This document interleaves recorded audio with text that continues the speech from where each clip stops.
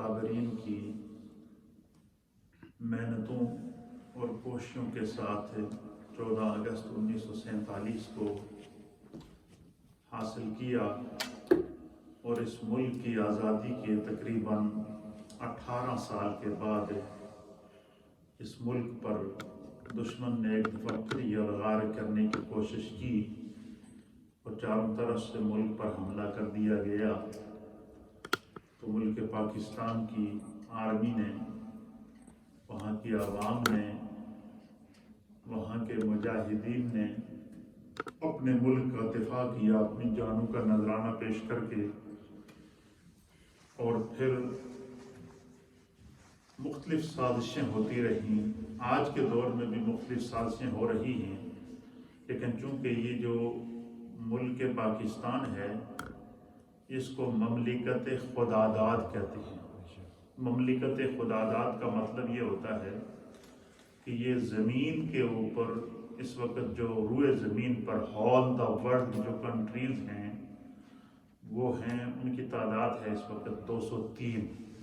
کتنی؟ 203 کنٹریز ہیں اس وقت آل ورلڈ۔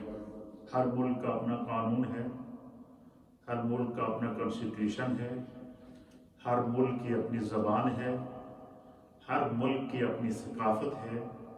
ان 203 کنٹریز کے اندر ریاست مدینہ کے بعد روئے زمین پر سب سے پہلی ریاست اسلام کی ریاست مدینہ ہے، جو خاتم النبیین محبوب رب العالمین کائنات کے والی تاجدار مدینہ جناب سید العالمین محمد الرسول اللہ صلی اللہ تعالیٰ علیہ وسلم کی ذات پر جب اللہ نے دین مکمل کیا تو قرآن میں اللہ نے وحی کے ذریعے اعلان کر دیا کہ الیوم اکملت لکم دینکم واتممت علیکم نعمتی ورضیت لکم الاسلام دینا، کہ محبوب آج کے دن آپ کے رب نے آپ کی ذات پر دین کو مکمل کر لیا، آپ کا رب آپ پر راضی ہو گیا، خدا نے کائنات دیا ساریاں نعمتوں توڑے وجود تے جڑا وہ مکمل کر دیا۔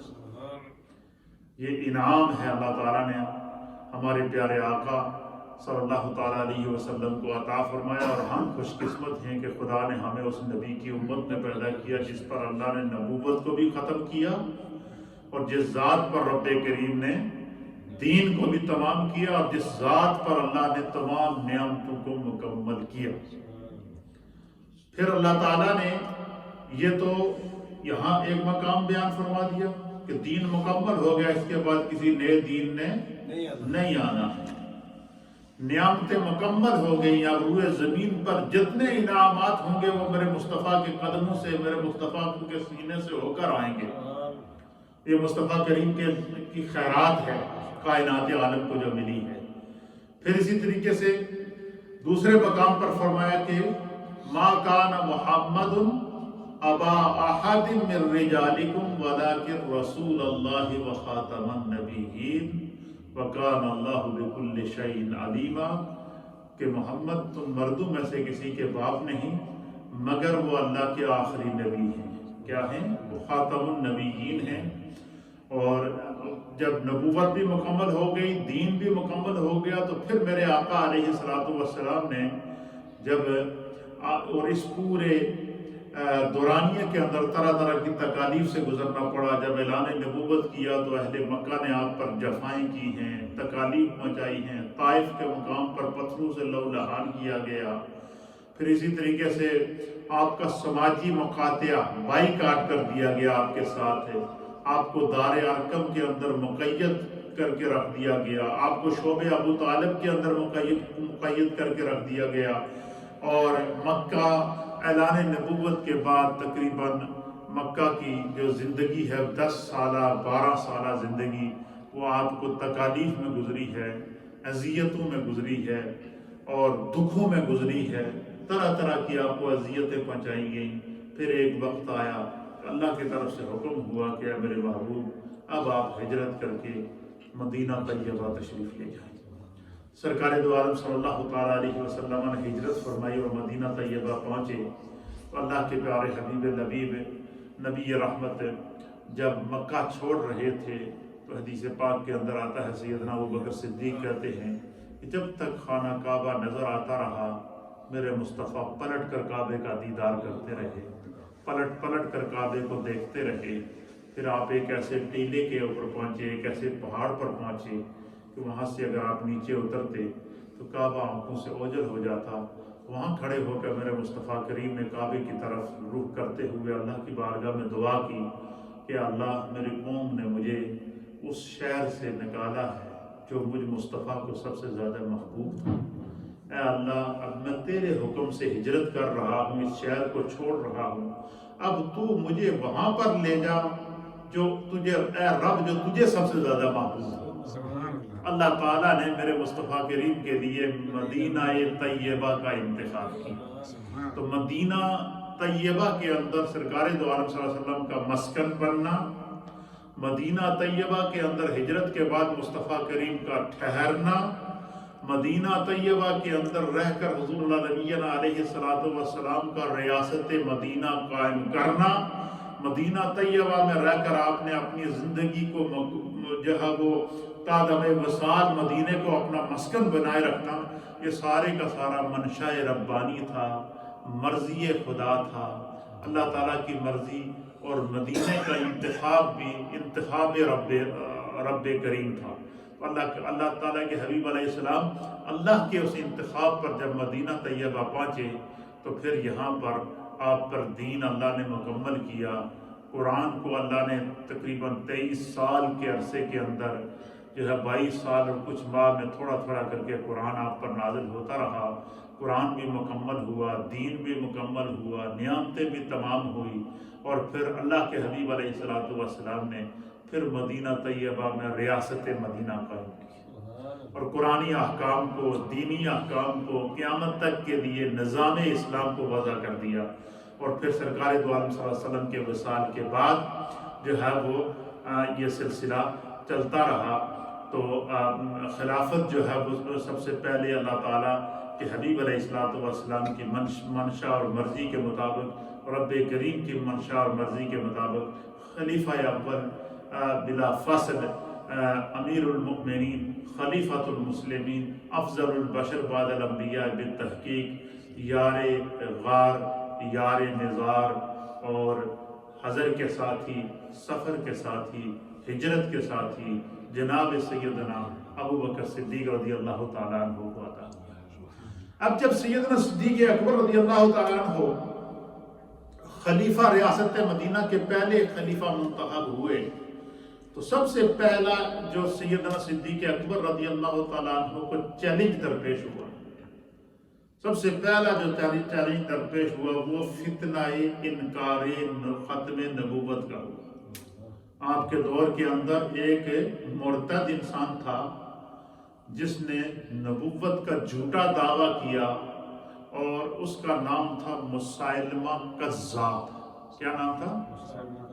اب جب سیدنا صدیق اکبر رضی اللہ تعالیٰ عنہ تک خبر پہنچی کہ اس نے کچھ اپنے پیروکار بھی تیار کر دیے، اس نے اپنی فوج بھی تیار کر دی، اس نے ایک قلعے کے اندر پناہ لی ہوئی ہے، تو سیدنا صدیق اکبر رضی اللہ عنہ کے دیکھیں کہ وہ کتنا نازک دور تھا کہ سرکار کے وصال کا غم بھی صحابہ اکرام کو تھا، اور پھر سرکار دو عالم صلی اللہ علیہ وسلم کی جدائی صحابہ اکرام کو تڑپا رہی تھی۔ روح وضحا آنن فانن ظاہری طور پر دنیا میں آپ کے سامنے سے جو ہے وہ پردہ فرما چکا تھا، تو لیکن چیلنج آ گیا تو سیدنا صدیق اکبر رضی اللہ تعالیٰ عنہ نے جو ہے وہ جرنیل اسلام حضرت سیدنا خالد ابن ولید رضی اللہ تعالیٰ عنہ کی قیادت میں مسلمانوں کی فوج تیار کر کے اور مسیلمہ کذاب کی طرف بھیجی، اور آپ نے یہ اعلان کیا کہ اس وقت تک تم نے واپس نہیں آنا ہے جب تک کہ اس منکر ختم نبوت کو واصل جہنم نہ کرو۔ پھر صحابہ اکرام کی اس کے ساتھ جنگ ہوئی، وہ جنگ اتنی شدت اختیار کر گئی، یہ سیدنا صدیق اکبر کے دور خلافت کا پہلا معرکہ تھا، اور وہ بھی نبی پاک کی ختم نبوت کے دفاع کا مارکا تھا، اور صحابہ اکرام کے جذبے کا یہ عالم تھا کہ صحابہ اکرام اس میں شریک ہوئے، اور ایک روایت کے مطابق 1200 سے زائد صحابہ کا لشکر تھا، ایک روایت کے مطابق ہزاروں کی تعداد میں صحابہ اکرام کا لشکر تھا، اور وہ جنگ ہوئی۔ مسیلمہ کذاب کو واصل جہنم حضرت وحشی نے کیا، اور جب تک مسیلمہ کذاب واصل جہنم نہ ہوا اس وقت تک جنگ جاری رہی، اور اس جنگ کے اندر نبی پاک کی ختم نبوت کا دفاع کرتے ہوئے 70 صحابہ اکرام شہید ہوئے۔ کتنے؟ 70 صحابہ اکرام نے سیدنا صدیق اکبر رضی اللہ تعالیٰ عنہ کے دور کے اندر سب سے پہلے ختم نبوت کے اوپر قربانی پیش کی۔ یعنی یہ اتنا نازک مسئلہ ہے کہ صحابہ اکرام نے اس مسئلے کے لیے جنگ کی، 70 صحابہ اکرام شہید ہوئے، اور سینکڑوں کی تعداد میں، ہزاروں کی تعداد میں جتنے بھی اس مرتد کے ساتھ جو منکرین ختم نبوت تھے ان تمام کو واصل جہنم کیا۔ اور پھر اسی طریقے سے سیدنا فاروق اعظم کا دور آیا تو انہوں نے اسی طریقے سے ختم نبوت کا دفاع کیا۔ سیدنا عثمان غنی کا دور آیا تو انہوں نے اسی طریقے سے ختم نبوت کا دفاع کیا، اور اسی طریقے سے سیدنا مولا کائنات حضرت علی المرتضیٰ کرم اللہ وجہہ الکریم کا دور آیا تو انہوں نے بھی ختم نبوت کا دفاع کیا۔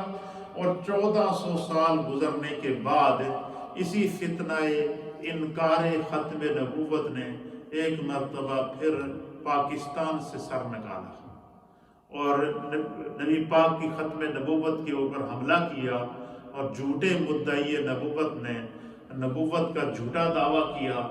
تو پھر اللہ کی قدرت دیکھیے کہ پھر اس کے دفاع کے لیے ہمارے اکابرین سامنے آئے، اور اس کے لیے امام اہل سنت امام احمد رضا خان محدث بریلی رحمۃ اللہ علیہ نے ختم نبوت کے اوپر آپ نے 5 مستند کتابیں نقل فرمائیں تاکہ لوگوں تک عقیدہ ختم نبوت کو لوگوں کے سینوں میں راسخ کیا جائے۔ حضرت پیر سید جماعت علی شاہ صاحب علی پوری رحمۃ اللہ علیہ نے ختم نبوت کا دفاع کیا۔ اسی طریقے سے حضرت مولانا فضل حق خیر آبادی رحمۃ اللہ علیہ نے ختم نبوت کے دفاع کے لیے کالے پانی کی سزا کاٹی، اور اسی کے دوران ان کا انتقال ہوا، شہادت ہوئی۔ اور اسی طریقے سے ختم نبوت کی تحریک یہ چلتی رہی، اور پھر ایک ایسا وقت آیا کہ پاکستان کے اندر اس فتنہ انکار ختم نبوت کا جو ہے وہ کلا کامہ کرنے کے لیے اللہ تعالیٰ نے ایک ایسے بطل جلیل کا انتخاب کیا، ایک ایسے ولی کامل کا انتخاب کیا، ایک ایسے عالم باعمل کا انتخاب کیا جو اس تحریک کا لے کر اٹھے، اور اس کے ان کے ساتھ تمام مکاتب فکر جتنے بھی اسلامی مکاتب تھے ان تمام مکاتب فکر کے علماء نے، ان تمام مکاتب فکر کے زعماء نے متفقہ طور پر جو ہے وہ اتحاد کر کے جب فتنہ انکار ختم نبوت کے خلاف برسر پیکار ہوئے تو پاکستان کی اسمبلی کے اندر یہ مسئلہ لے کر آئے، اور اس مسئلے کو پاکستان کی اسمبلی میں پیش کرنے والی جو ذات تھی اس کا نام بھی امام اہل سنت قائد ملت اسلامیہ حضرت امام شاہ احمد نورانی صدیقی رحمۃ اللہ تعالیٰ علیہ تھی۔ آپ نے ختم نبوت کے قانون کے لیے مسودہ تیار کر کے اسمبلی میں پیش کیا، پھر اس پر بحث ہوئی، اور اس وقت کے پاکستان کے جو وزیر اعظم تھے وہ تھے شہید ذوالفقار علی بھٹو۔ حضرت امام شاہ احمد نورانی رحمۃ اللہ علیہ سے ہم نے خود سنا کہ ذوالفقار علی بھٹو کو طرح طرح کی جو ہے وہ اس کی ذہن سازی کی گئی، اس کو جو ہے وہ ایک سیکولر ذہن کا بندہ تھا، تو اس کو کہا گیا کہ بھائی اس طرح پاکستان جو ہے وہ اگر تم ایسا کرو گے تو پاکستان کو یہ ہو جائے گا، یہ ہو جائے گا، یہ ہو جائے گا۔ تو علامہ شاہ احمد نورانی صاحب رحمۃ اللہ علیہ فرماتے ہیں کہ ہم نے ذوالفقار علی بھٹو کو قائل کیا، اور وہ قائل ہو گیا۔ جب وہ قائل ہوا تو اس نے کہا جی سب سے پہلے اس قانون پر دستخط میں کروں گا۔ علامہ شاہ احمد نورانی. اور پھر کمال کی بات یہ ہے کہ امام شاہ احمد نورانی صدیقی رحمۃ اللہ تعالیٰ علیہ، آپ جو ہے وہ سیدنا صدیق اکبر کی اولاد میں سے، نسبی اعتبار سے آپ سیدنا صدیق اکبر کی اولاد میں سے ہیں. آپ دیکھیں کہ نبی پاک صلی اللہ علیہ وسلم کے وصال کے بعد جو ہے وہ ریاست مدینہ کو سیدنا صدیق اکبر کو اپنے دور خلافت میں سب سے بڑا جو چیلنج آیا وہ فتنہ انکار ختم نبوت کا تھا، جس کے خلاف آپ نے جہاد کیا. اور اللہ تعالیٰ نے پھر قیامت تک کے لیے ختم نبوت کے مسئلے کو کائنات عالم کے سینے میں راسخ کرنے کے لیے جس ذات کا انتخاب کیا وہ بھی سیدنا صدیق اکبر کی اولاد سے مولانا شاہ احمد نورانی صدیقی رحمۃ اللہ علیہ.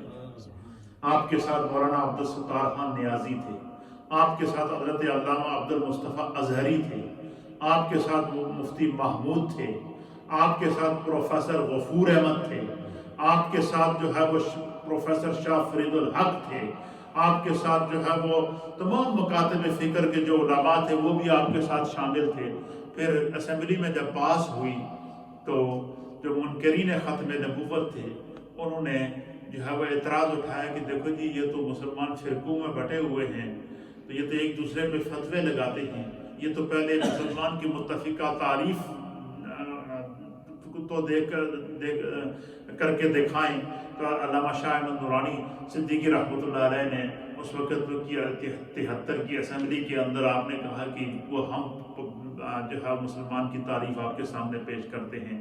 تو شیخ الحدیث حضرت شیخ الحدیث دارالعلوم امجدیہ ام المدارس شیخ الحدیث دارالعلوم امجدیہ کراچی حضرت علامہ عبد المصطفیٰ اظہری رحمت اللہ تعالیٰ علیہ کے ذمہ یہ بات لگائی.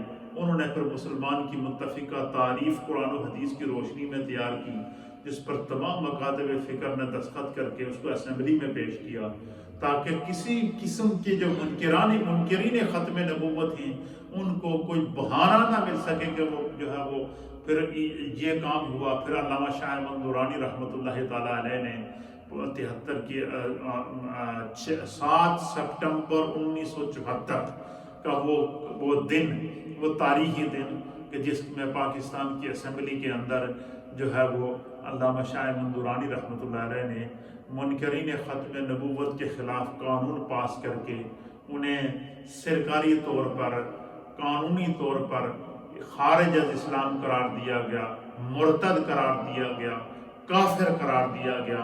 اور یہ اسمبلی میں قانون پاس ہوا. تو ہر سال جس طرح 6 ستمبر کو پاکستان میں یوم دفاع پاکستان منایا جاتا ہے، اسی طریقے سے ہر سال 7 ستمبر کو تمام مکاتب فکر پاکستان کے اندر یوم دفاع ختم نبوت مناتے ہیں. آج 7 ستمبر ہے اور 7 ستمبر کا آغاز ہو چکا ہے اور جو ہے وہ 7 ستمبر کو یوم دفاع ختم نبوت ہے. اس لیے آج کی اس خوبصورت مجلس کو ہم قائد ملت اسلامیہ علامہ شاہ احمد نورانی صدیقی رحمۃ اللہ تعالیٰ علیہ اور بالخصوص تمام پاکستان کی 74 کی وہ اسمبلی، اس کے اندر وہ تمام سیاسی کارکنان، وہ سیاسی ممبران پارلیمنٹ، چاہے ان کا تعلق پیپلز پارٹی سے تھا یا ان کا تعلق مسلم لیگ سے تھا یا ان کا تعلق جمعیت علماء پاکستان سے تھا یا ان کا تعلق جمعیت علماء اسلام سے تھا یا ان کا تعلق جماعت اسلامی سے تھا یا ان کا تعلق جو ہے وہ مکتبہ جعفریہ سے تھا، یا جتنے بھی مکاتب فکر کے وہ علماء، وہ مشائخ اور وہ سیاستدان جو 7 ستمبر 1974 کی اسمبلی کے اندر موجود تھے، جنہوں نے قانون ختم نبوت پر دستخط کر کے اس کو پاکستان کے آئین کا حصہ بنایا اور منکر ختم نبوت کے بارے میں 295C کے قانون کو پاس کر کے قیامت تک کے لیے نبی پاک کی ختم نبوت کا دفاع کیا ہے. آج کی اس خوبصورت مجلس میں ہم ان کی یاد میں ان تمام کو خراج تحسین پیش کرتے ہیں. میں اکثر و بیشتر یہ کہا کرتا ہوں اور میں نے میں نے یہ بات قائد ملت اسلامیہ علامہ شاہ احمد نورانی، امام شاہ احمد نورانی رحمۃ اللہ علیہ سے خود سنی ہے۔ امام شاہ احمد نورانی رحمۃ اللہ علیہ فرماتے تھے کہ بھٹو، ذوالفقار علی بھٹو جو تھے وہ ایک سیکولر ذہن کے بندے تھے اور بہت بڑا انسان تھا وہ، اور سوشلزم کی طرف اس کا ذہن مائل تھا۔ آپ فرماتے تھے کہ بھٹو سے سیاسی اختلافات لوگوں کو لاکھوں ہوں گے، ہزاروں ہوں گے، اور ہر ایک کو یہ حق ہے کہ وہ جو ہے وہ اپنی جماعت کا بھی دفاع کرے اور اپنے اصولوں کا بھی دفاع کرے، لیکن میں نے خود علامہ شاہ احمد نورانی رحمۃ اللہ علیہ سے سنا ہے کہ میں یہ وثوق سے کہتا ہوں، نورانی صاحب یہ فرمایا کرتے تھے کہ میں یہ وثوق سے کہتا ہوں کہ بھٹو کا عمل کو کیسا ہی کیوں نہ ہو، بھٹو کی، ذوالفقار علی بھٹو کی بخشش کے لیے صرف اس کا یہ عمل کافی ہے کہ اس نے 74 کی اسمبلی میں اپنے دستخط کر کے 74 کی اسمبلی کو میں تحفظ ختم نبوت کے قانون کو پاکستان کی اسمبلی کا حصہ بنا، فرمایا یہ وہ عمل ہے ذوالفقار علی بھٹو رحمۃ اللہ علیہ کا کہ اس سے لاکھ نظریاتی اختلافات کسی کو کیوں نہ ہوں، لیکن بھٹو کا یہ عمل اس کی بخشش کی ضمانت ہے اور اس کی بخشش کی دلیل ہے۔ حالانکہ بھٹو کو ورگلانے کے لیے عالمی دباؤ اس کے اوپر الگ تھا، پوری دنیا کی طرف سے اس پر دباؤ ڈالا جا رہا تھا، اور پھر منکرین ختم نبوت طرح طرح سے اس کو گھیرے ہوئے تھے، ان کی جڑیں پھیلی ہوئی تھیں ہر جگہ پہ، لیکن ذوالفقار علی بھٹو جب قائل ہو گیا، جب اسے علامہ شاہ احمد نورانی نے اور علماء اکرام مختلف مکاتب فکر کے علماء نے جب اس کو سمجھایا اس مسئلے کی سنگینی کو، اور جب وہ سمجھ گیا تو پھر خدا نے دیکھیں جس سے کام لینا ہو، سب سے پہلے دفاع ختم نبوت کے قانون پر سب سے پہلے دستخط کرنے والی جو ذات تھی وہ ذوالفقار علی بھٹو کی تھی، اور ذوالفقار علی بھٹو کا وہ کارنامہ آپ فرمایا کرتے تھے کہ یہ اس کی بخشش کے لیے کافی ہے۔ اسی طریقے سے تحریک ختم نبوت، تحریک دفاع ختم نبوت کے بارے میں جو ہمارے اکابرین نے قربانیاں دی ہیں، اس میں علامہ امام اہل سنت حضرت علامہ عبدالستار خان نیازی رحمۃ اللہ تعالیٰ علیہ، مولانا عبدالستار خان نیازی رحمۃ اللہ تعالیٰ علیہ، ان کو 53 کے اندر جیل ہوئی، پھر جو ہے وہ تحریک اتنا زور پکڑ گئی ہے کہ اس تحریک کے اندر ان کو طرح طرح کی جو ہے وہ مشکلات سے گزرنا پڑا، پھر جو ہے وہ ایک وقت ایسا آیا کہ مولانا عبدالستار خان نیازی کو سزائے موت دی گئی۔ کیا دی گئی؟ سزائے موت دی گئی، اور صرف اسی تحریک کی پاداش کے اندر، جیل کے اندر آپ نے زندگی گزاری، سزائے موت تک گزارنی پڑی۔ پھر ہمارے اکابرین نے اس کے لیے قربانیاں دی ہیں۔ تو یہ جو بتانے کی آپ کو مقصد ہے کہ یہ جو پاکستان ہے، ملک خدا داد پاکستان، ملک خدا داد اس کو کہتے ہیں کہ جو خدا کی طرف سے تحفہ ہو۔ روئے زمین کے اوپر کتنی کنٹریز میں نے آپ کو بتائی تھی؟ 203 کنٹریز کے اندر ریاست مدینہ کے بعد، ریاست مدینہ کے بعد روئے زمین کے اوپر پاکستان وہ پہلی کنٹری ہے جس کو اسلام کے نام پر حاصل کیا، اور اس کے لیے ہمارے اکابرین نے 1940 کی بنارس سنی کانفرنس، اسی طریقے سے 1946 کی سنی کانفرنس، اس کے اندر صدر الافاضل مولانا محمد نعیم الدین مراد آبادی رحمۃ اللہ علیہ، اور اسی طریقے سے علامہ شاہ احمد نورانی صاحب رحمۃ اللہ علیہ کے والد ماجد، اور اسی طریقے سے جو ہے وہ ہمارے اکابرین نے باقاعدہ بنارس کی سنی کانفرنس میں یہ فتویٰ دیا تھا کہ اگر بالفرض پاکستان کو آزاد کرنے کے لیے، تحریک پاکستان کے لیے بالفرض ایسا موقع آ جائے کہ قائد اعظم محمد علی جناح کوئی کسی سیاسی مصلحت کی بنا پر اگر وہ تحریک سے دستبردار ہو جائے، تو عوام اہل سنت، علماء اہل سنت اور مشائخ اہل سنت اس تحریک سے دستبردار نہیں۔ پھر انہوں نے فتویٰ دیا تھا کہ جو بندہ تحریک پاکستان میں مسلم لیگ کو اس وقت ووٹ نہیں دے گا، فرمایا کہ اس کی نہ بیعت جائز ہوگی نہ اس کی نماز جائز ہوگی، کیونکہ ہم نے یہ ملک اسلام کے نام پر حاصل کرنا ہے، اور ہر ایک کا یہ نعرہ ہوتا تھا کہ پاکستان کا مطلب کیا؟ لا الہ الا اللہ، دستور ریاست ہوگا کیا؟ محمد رسول اللہ۔ اور پھر عرصہ گزر گیا، اور پھر یہ جو تحریک تھی ختم نبوت کی، اس کے اندر یہ جب آپ کو پتہ زمانہ بدلتا گیا، نسلیں بدلتی گئی، نئی نئی جنریشن آتی گئی۔ آج کے دور کی جو جنریشن ہے ان کو نہیں آپ کا پتہ کہ ہمارے اکابرین نے اس کے لیے کیا کیا قربانیاں دی ہیں۔ تو پھر خداوند قدوس نے اس ملک پاکستان پر ایک اور کرم کیا کہ یہاں پر قائد ملت اسلامیہ علامہ شاہ احمد نورانی صدیقی رحمۃ اللہ علیہ اور مولانا عبدالستار خان نیازی رحمۃ اللہ علیہ، پیر جماعت علی شاہ صاحب رحمۃ اللہ تعالیٰ علیہ، اور ہمارے اکابرین کے دنیا سے تشریف لے جانے کے بعد آج کے اس دور کے اندر، اس 21ویں صدی کے اندر اللہ نے ہمیں ایک مرد مجاہد عطا فرمایا جس کو بابا خادم حسین رضوی کہتے ہیں۔ بابا جی صاحب رحمۃ اللہ تعالیٰ علیہ نے ختم نبوت، یہ آپ کا ٹاپک تھا، کیا تھا؟ تاجدار ختم نبوت زندہ باد، زندہ باد، زندہ باد، یہ آپ کا نعرہ ہوتا ہے۔ تاجدار ختم نبوت زندہ باد، زندہ باد، زندہ باد۔ اس نعرے کو، اس تحریک ختم نبوت کو، اس عقیدہ ختم نبوت کو، کچھ لوگ ایسے ہوتے ہیں کہ جن کو خدا نے اس کام کے لیے منتخب کیا ہوتا ہے، ان کی زبان میں اللہ نے ایسی تاثیر رکھی ہے کہ آج چھوٹے سے بچے سے بھی پوچھے نا، وہ بھی یہ تاجدار ختم نبوت زندہ باد، زندہ باد، زندہ باد کے نعرے لگاتا ہوا نظر آ رہا ہے۔ کیوں؟ کہ اللہ نے ان کے سینے کے لوگوں کے سینوں میں دوبارہ اس تحریک کو زندہ کر دیا۔ آج دیکھیں بابا جی دنیا میں نہیں ہیں، لیکن دیکھیں کس طرح پاکستان کے اندر کس طرح ختم نبوت کا دفاع کیا جا رہا ہے، دنیا کے اندر اس فکر کو کس طرح پھیلایا جا رہا ہے۔ یہ جو ہے وہ یہ عقیدہ ختم نبوت، یہ مسلمانوں کا وہ عقیدہ ہے کہ جس کے اوپر کسی حال میں بھی کمپرومائز نہیں ہے۔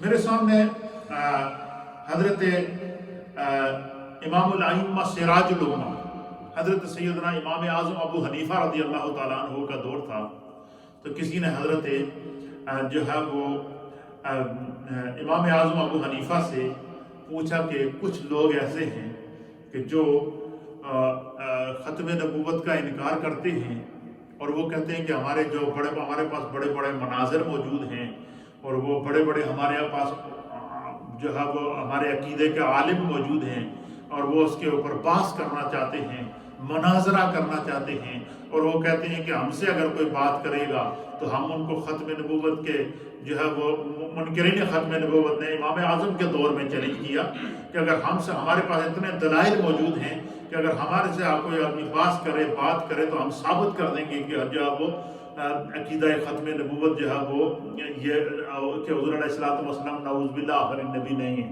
تو امام اعظم ابو حنیفہ کے پاس لوگ یہ مسئلہ لے کر آئے کہ جو منکرین ختم نبوت ہیں وہ یہ کہتے ہیں کہ ہمارے پاس دلائل موجود ہیں، تو ان سے کیا آپ مناظرہ کریں گے؟ کس سے کہا؟ امام اعظم ابو حنیفہ سے۔ تو کیا آپ ان سے مناظرہ کریں گے کہ ان کے دلائل کو آپ سنیں گے؟ تو امام اعظم ابو حنیفہ نے ایک عقیدہ دیا، اللہ اکبر، وہ سنیے۔ کہتے ہیں کہ ایک شخص نے امام اعظم ابو حنیفہ رضی اللہ تعالیٰ عنہ کے زمانے میں نبوت کا جھوٹا دعویٰ کر دیا۔ کیا کر دیا؟ جھوٹا دعویٰ کر دیا، اور کہا کہ مجھے موقع دو، میں اپنی نبوت کی علامات پیش کروں گا، نشانیاں پیش کروں گا۔ تو امام اعظم ابو حنیفہ رحمۃ اللہ علیہ نے اس پر فتویٰ دیا کہ جو شخص اس منکر ختم نبوت سے دلیل طلب کرے گا، کیا کرے گا؟ دلیل طلب کرے گا، اور اتنا یہ کہے کہ اچھا جو تیرا موقف ہے تو اس کو بیان کر دے۔ کیا کر دے؟ فرمایا کہ جو شخص منکر ختم نبوت سے دلیل طلب کرے کہ بھائی تو اپنا نظریہ پیش کر کے دلیل دے، فرمایا اس سے دلیل پوچھنا ہی کفر ہے، چہ جائے کہ وہ اس کو بیان کرے یہ الگ بات ہے۔ وہاں تک تو پہنچ، فرمایا منکر ختم نبوت سے ختم نبوت پر دلیل مانگنا، انکار ختم نبوت پر دلیل مانگنا ہی کفر ہے۔ یہ امام اعظم ابو حنیفہ نے ہمیں عقیدہ دیا ہے۔ کہ فرمایا کہ آپ نے فرمایا کہ جو شخص اس سے نبوت کی دلیل طلب کرے گا وہ بھی کافر ہو جائے گا، کیونکہ رسول اللہ صلی اللہ تعالیٰ علیہ وآلہ وسلم نے فرما کر یہ مہر لگا دی ہے کہ انا خاتم النبیین لا نبی بعدی، کہ میں آخری نبی ہوں، میرے بعد کوئی نبی نہیں ہے۔ فرمایا جب حضور فرما رہے ہیں کہ انا خاتم النبیین لا نبی بعدی، جب اللہ فرما رہا ہے کہ ما کان محمد ابا احد من رجالکم ولکن رسول اللہ وخاتم النبیین وکان اللہ بکل شیء علیما، فرمایا خدا فرما رہا ہے کہ میرا محبوب آخری نبی ہے، مصطفیٰ فرما رہے ہیں کہ لا نبی بعدی، میرے بعد کوئی نبی نہیں ہے، انا خاتم النبیین، میں خاتم النبیین ہوں۔ فرمایا جب اللہ نے ان کو خاتم النبیین کہہ دیا، مصطفیٰ نے کہہ دیا کہ میں خاتم النبیین ہوں، پھر اگر کوئی کہے کہ میں فلان کی دلیل سن لو، فرمایا یہ کفر ہے۔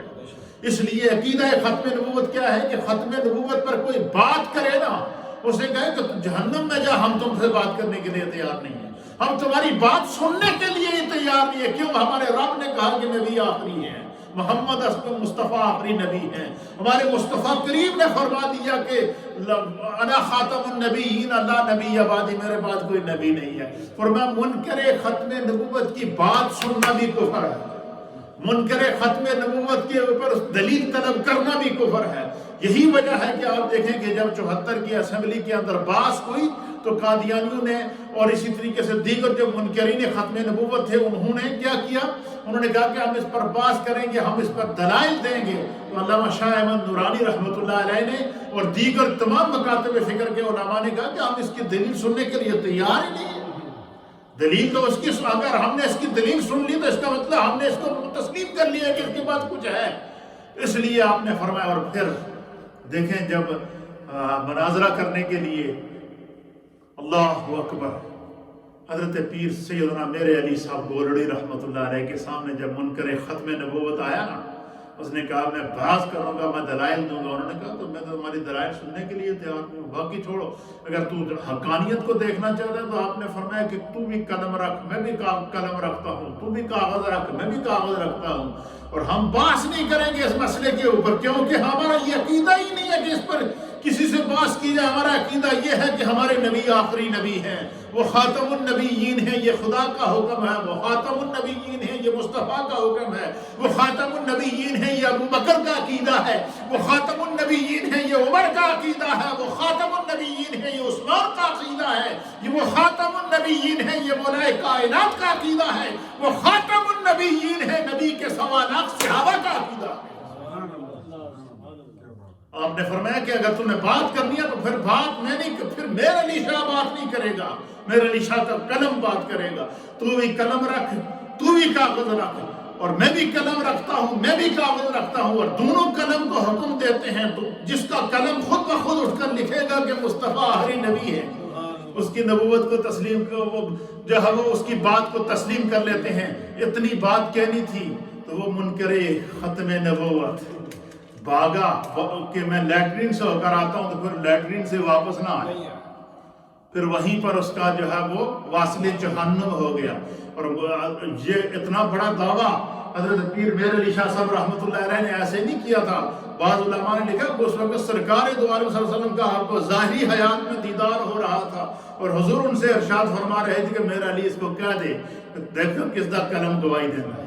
تو ہم اس نبی کے امتی ہیں کہ جس کی نبوت کی گواہی درختوں نے دی ہے، ہم اس نبی کے امتی ہیں کہ جس کو درختوں نے کہا یہ خاتم النبیین ہے، ہم اس نبی کے امتی ہیں کہ جس کو جانوروں نے کہا یہ خاتم النبیین ہے، ہم اس نبی کے امتی ہیں جس کو آسمان والوں نے کہا یہ خاتم النبیین ہے، ہم اس نبی کے امتی ہیں جس کو زمین و زمان، بحر و بر، خشکی و تری، ہر چیز نے ان کو خاتم النبیین کہا ہے، اس نبی کے ہم امتی ہیں۔ تو یوم دفاع ختم نبوت 7 سپٹمبر 1974 پاکستان کی اسمبلی کے اندر جو قانون پاس ہوا، جو 7 سپٹمبر یوم دفاع ختم نبوت اور 6 سپٹمبر کو یوم دفاع پاکستان ہے۔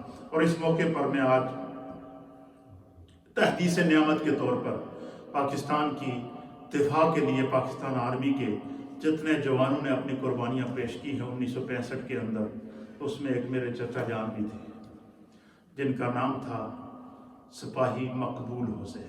کیا نام تھا؟ سپاہی مقبول حسین. جو لوگ اس وقت مجھے سوشل میڈیا پہ دیکھ رہے ہیں یا ریڈیو کے ذریعے سن رہے ہیں، آپ گوگل پہ جائیں، سرچ کریں، وہاں ڈالیں سپاہی مقبول حسین. سپاہی مقبول حسین یہ میرے چچا تھے.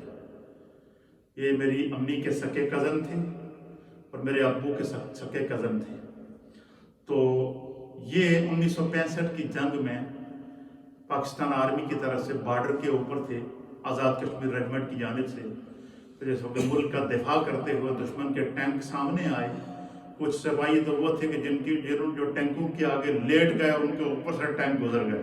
انہوں نے اپنی جانیں دے دی لیکن ملک وطن عزیز پاکستان کو بچایا، دفاع کیا. تو یہ جو ہمارے چچا جان تھے سپاہی مقبول حسین، ان کو جو ہے وہ انڈین آرمی نے گرفتار کر لیا. کیا کر دیا؟ بارڈر کے اوپر ڈیوٹی دیتے ہوئے، وطن کا دفاع کرتے ہوئے ان کو گرفتار کر لیا. اور ان کو گرفتار کر کے وہ انڈیا لے گئے اور ان کو وہاں جیل کے اندر ڈال دیا. بڑی کوشش کی پاکستان آرمی نے کہ اچھا یہ پہلے تو یہ جو انہوں نے لسٹیں جاری کی کہ ہمارے پاس فلاں فلاں فوجی قید موجود ہیں، ان کی لسٹیں بھی جاری ہو گئی. لیکن سپاہی مقبول حسین کی کسی لسٹ نہ جو ہے وہ شہداء کی لسٹ میں ان کا نام تھا، نہ قیدیوں کی لسٹ میں ان کا نام تھا. نہ جانے اس میں کیا حکمت تھی. تو ان کو وہ پکڑ کر لے گئے، جیل میں ڈالا اور وہاں جا کر جو ہے وہ ان پر ظلم کیا گیا. ان سے کہا گیا کہ ملک کے راز دو، پاکستان کے راز دو، پاکستان آرمی کے راز دو.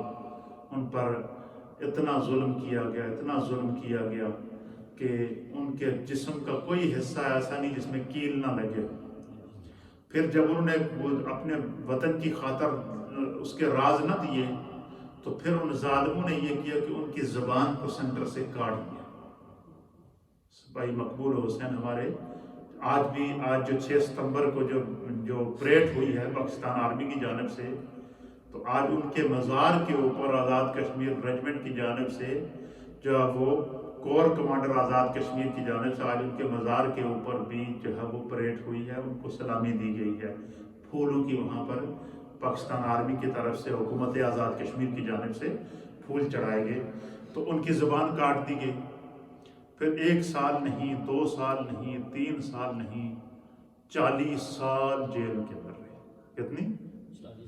40 سال جیل کے اندر رہنے کے بعد اور کسی کو پتہ ہی نہیں. یہ گھر والوں نے، خاندان والوں نے یہ کہہ دیا کہ شاید وہ کہیں فوت ہو گئے ہیں. ان کو شہید قرار دے دیا گیا پاکستان آرمی کی جانب سے بھی، لیکن مسنگ پرسن قرار دیا کہ بھائی وہ ان کی باڈی مل نہیں رہی. 40 سال گزرنے کے بعد، 40 سال اور 22 دن گزرنے کے بعد جنرل مشرف کا دور آیا. Chief of army staff general Musharraf کا دور آیا. تو مشرف کے دور میں پاکستان کے اور انڈیا کے قیدیوں کا تبادلہ ہوا. اس میں ان کے سارے دانت نکالے، انہوں نے ناخن ان کے نکالے. اور بس خدا نے اس کو حوصلہ دیا تھا، مجاہد ہی ہوتا ہے. اور وطن کے دفاع کی خاطر زبان کٹوا دی. پھر جب انہوں نے ان کی زبان کاٹی نا، تو انہوں نے ہاتھ نیچے رکھ کے جو زبان سے خون نکلا نا، اس خون کو اپنے ہاتھوں پر لینے کے بعد اپنی انگلی کے ساتھ جیل کی دیوار پر لکھا پاکستان زندہ باد. اپنی زبان، کٹی ہوئی زبان سے نکلنے والے خون کے ساتھ سپاہی مقبول حسین نے دیوار پہ، جیل کی دیوار پہ لکھا پاکستان زندہ باد. تو 40 سال کے بعد قیدیوں کا تبادلہ ہوا. واگا بارڈر پر پاکستان نے انڈین قیدیوں کو چھوڑا، انڈیا نے پاکستانی قیدیوں کو چھوڑا. اس میں ایک بوڑھا شخص ہے، اور جس وقت قید ہوئے تھے اس وقت 21 سال عمر تھی. کتنی؟ 21 سال عمر تھی. اور 40 سال گزرنے کے بعد نسلیں ختم ہو گئی. ہمیں پتہ ہی نہیں، مجھے تو جب ملے تو پتہ چلا یہ ہمارے چچا تھے. تو جو ہے وہ جب قیدیوں کا تبادلہ ہوا تو لوگ اپنے اپنے قیدیوں کو لینے کے لیے آئے. لیکن ایک شخص کمر جھکی ہوئی، سوکھا ہوا جسم، منہ میں دانت نہیں ہے، بول نہیں سکتا، زبان کٹی ہوئی ہے، وہ بیٹھے ہوئے ہیں. ان کو کوئی لینے نہیں آیا. تو جس وقت بارڈر کا تبادلہ ہوا، تو جس وقت وہ واگا بارڈر سے اندر انٹر ہوئے نا پاکستان میں، بس آنکھوں میں ایک چمک آئی. چہرے پہ ایک رونق آئی اور سب قیدی چلے گئے. تو وہاں کے جو کور کمانڈر تھے، جو جنرل تھے، انہوں نے پوچھا کہ بابا جی آپ کب قید ہوئے تھے، کیسے قید ہوئے تھے، کیا ہوا، آپ کہاں کے رہنے والے ہیں، آپ کے کوئی والی وارث ہیں یہاں پر؟ اب وہ بول تو نہیں سکتے تھے. تو انہوں نے جب دیکھا کہ یہ جو سپاہی جو جنرل ہے اس نے پاکستان کی وردی پہنی ہوئی ہے اور باقاعدہ پاکستان کا جھنڈا وردی پہ لگا ہوا، تو اس کو اشارہ کیا کہ مجھے پین دو. کیا کیا؟